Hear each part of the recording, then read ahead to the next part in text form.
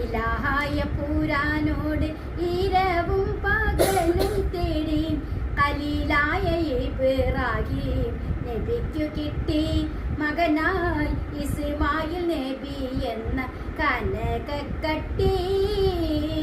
മലർമൊട്ട് പോലെ പോറ്റി വളർത്തുമ്പോൾ ഒരു നാളിൽ ഉറങ്ങുമ്പോൾ നബിക്കല്ല കിനാവു കാട്ടി. മലർമൊട്ട് പോലെ പോറ്റി വളർത്തുമ്പോൾ ഒരു നാളിൽ ഉറങ്ങുമ്പോൾ നബിക്കല്ല കിനാവു കാട്ടി. നബി തൻ കുരുന്നേസ്മാലിന് അറുക്കും മട്ടിൽ അഹദവൻ കാണിച്ചുള്ള ആ സ്വപ്നത്തിന്റെ കള്ളി അരുമക്കിടാവിനോട് ഉയർത്തി ചോദി. അപ്പോൾ മറുപടി മകൻ ചൊല്ലി ഉറച്ചു ചെയ്തി.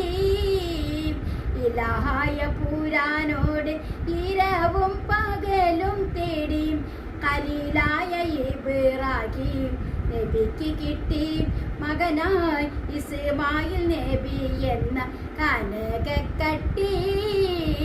കമഴ്ത്തിക്കിടത്തി മണ്ണിൽ ഇസ്മായിൽ നബിയോരെ കഴുത്തറുത്തിടുവാനായി ഉയർത്തി കത്തി. കമഴ്ത്തിക്കിടത്തി മണ്ണിൽ ഇസ്മായിൽ നബിയോരെ കഴുത്തറുത്തിടുവാനായി ഉയർത്തി കത്തി. ഉടനെ കർത്താവിൻ മറുപടി അതോ